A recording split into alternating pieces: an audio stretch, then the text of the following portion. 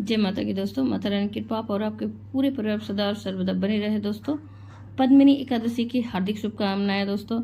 तो दोस्तों आज की वीडियो में मैं आपसे बात करने वाली हूँ पद्मिनी एकादशी, कामिका एकादशी या फिर पुरुषोत्तमी एकादशी के बारे में, जो कि कल है।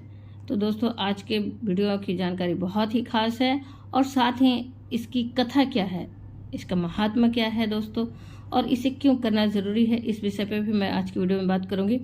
तो दोस्तों वीडियो की जानकारी बहुत ही महत्वपूर्ण है, इसलिए आप ज़रूर ही देखें और अंत तक देखें। अगर वीडियो कोई भी जानकारी आपको अच्छी लगे तो लाइक तो अवश्य करें।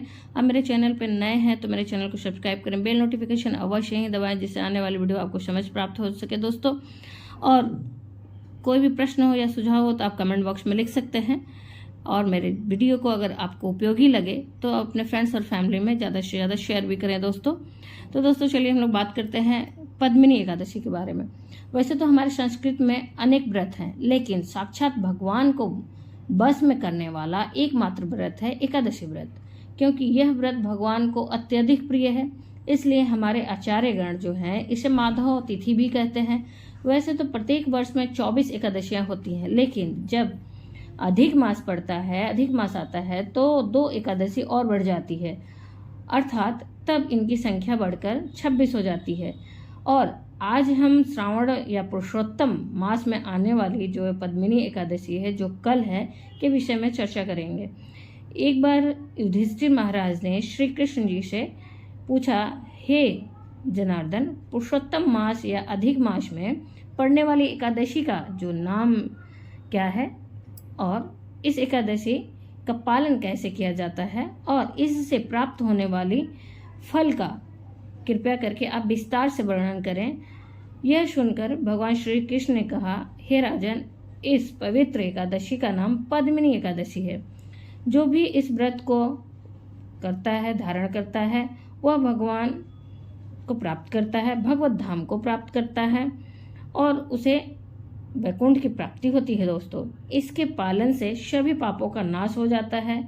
राजन, एकादशी के दिन प्रातःकाल उठकर स्नान आदि कर नित्य क्रिया से निवृत्त होने के बाद, गंगा जल मिश्रित जल से स्नान करने के बाद भगवान को धूप दीप नैवेद्य चंदन कपूर और जल आदि अर्पण करके पूजन करना चाहिए। विधि विधान से भगवान के नाम का जाप करना चाहिए और किसी भी प्रकार का व्यर्थ की बातें नहीं करनी चाहिए। दिन भर भगवान के नाम का और रूप का और गुण का श्रवण पठन पाठन करना चाहिए। और फिर द्वादशी के दिन वैष्णवों को अथवा योग्य ब्राह्मणों को अन्न दान करके व्रत पूर्ण करना चाहिए। इस प्रकार से व्रत का पालन करने वाले को मुक्ति की प्राप्ति होती है दोस्तों। श्री कृष्ण ने कहा, महाराज, पद्मिनी एकादशी के दिन की जो महात्मा का वर्णन है वो बहुत पहले पुलत्स ऋषि के द्वारा नारद मुनि को बताई गई थी। एक बार कात्यवीर अर्जुन ने रावण को बंदी बना लिया था। ये देखकर पुलत्स मुनि ने कात्यवीर अर्जुन जी के पास जाकर रावण को छुड़ाकर ले आए थे। यह सुनकर नारद मुनि ने अत्यंत विनम्रता से पूछा, हे मुनिवर, जिस रावण ने सभी देवताओं को पराजित किया, फिर ऐसे बलवान रावण को कात्यवीर अर्जुन ने कैसे बंदी बनाया? कृपया आप इस विषय में बताएं। तब पुलत्स मुनि ने कहा, हे मुनिवर, त्रेता युग में कात्यवीर नामक एक राजा था।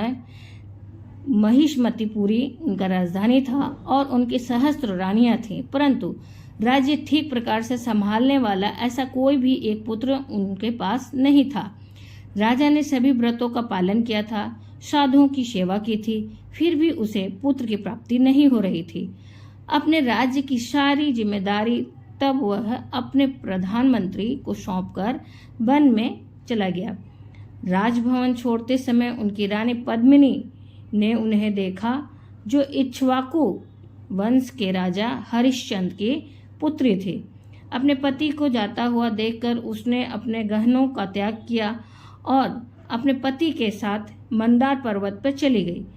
कात्यवीर और पद्मिनी ने मंदार पर्वत के शिखर पर 10 सहस्त्र वर्षों तक तपस्या की। अपने पति के क्षीण होते हुए शरीर को देखकर पद्मिनी ने सती अनसुईया को पूछा कि हे सती, हे पतिव्रते, 10 सहस्र वर्षों तक तपस्या करने के बाद भी भगवान केशव मेरे पति से प्रसन्न नहीं हो रहे हैं। कृपया आप मुझे कोई ऐसा व्रत बताएं जिससे भगवान प्रसन्न होकर एक ऐसा पुत्र दें जो पराक्रमी राजा बने। तब महारानी पद्मिनी के बातों से सती अनसुईया अत्यंत प्रसन्न हुई और कहा, हर 32 महीने के बाद अधिक मास आता है। इस मास में 2 एकादशी आती है, पद्मिनी और परम। इन एकादशियों का पालन करने से भगवान तुरंत प्रसन्न हो जाएंगे और तुम्हारी सभी इच्छाएं पूरी हो जाएगी। तब सती अनसुईया के कहे अनुसार रानी पद्मिनी ने इस व्रत का पालन किया। इससे केशव गरुड़ पर बैठकर वहां आए और पद्मिनी को वर मांगने को कहा। प्रथम रानी ने भगवान को प्रणाम किया, फिर वंदन करने लगी। उसके बाद उन्होंने पुत्र प्राप्ति के लिए भगवान से विनती की। तब भगवान ने कहा, हे साध्वी, मैं तुम पर बहुत प्रसन्न हूँ। अधिक मास जितना मुझे कोई भी अन्य मास प्रिय नहीं है और इस मास की एकादशी भी मुझे अधिक प्रिय है। तुमने मुझे प्रसन्न किया है और इसलिए निश्चित ही मैं तुम्हारे पति की इच्छा पूर्ण करूंगा। और पद्मिनी से वार्तालाप करने के बाद भगवान कात्यवीर के पास गए और कहा, तुम्हारी पत्नी ने एकादशी के व्रत का पालन किया है जिससे मैं अत्यंत प्रसन्न हूँ, इसलिए जो तुम्हारी इच्छा हुआ वह मांगो। तब राजा ने अत्यंत प्रसन्न होकर हमेशा विजय प्राप्त करने वाले एक बलवान पुत्र का वर मांगा। तब राजा ने कहा कि हे मधुसूदन, देवता, नाग, मनुष्य और राक्षस इनसे कभी न पराजित होने वाला पुत्र दीजिए। इस वर को देकर भगवान वहां से अंतर्ध्यान हो गए। एवं राजा और रानी भी अपने राजधानी को वापस लौट आए। थोड़े ही समय बाद रानी पद्मिनी एक अत्यंत पराक्रमी पुत्र को जन्म दिया। कात्यवीर अर्जुन के नाम से विख्यात हुआ वह पुत्र। उसके जैसा पराक्रमी योद्धा दूसरा कोई और नहीं था। तब 10 मुखी रावण को भी उसने पराजित किया था। इस सुंदर कथा को कहकर पुलस्त्य मुनि ने वहां से प्रस्थान किया।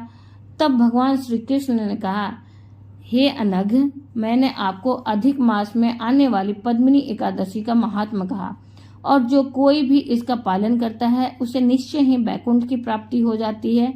तो आइए हम सभी भगवान को सर्वाधिक प्रिय इस अधिक मास की पद्मिनी एकादशी के बड़ी निष्ठा से पालन करें, भगवान को प्रसन्न करें और पापों को नष्ट करें और जीवन के परम लक्ष्य को प्राप्त करें। दोस्तों, आप सभी को फिर से पद्मिनी एकादशी की हार्दिक शुभकामनाएं।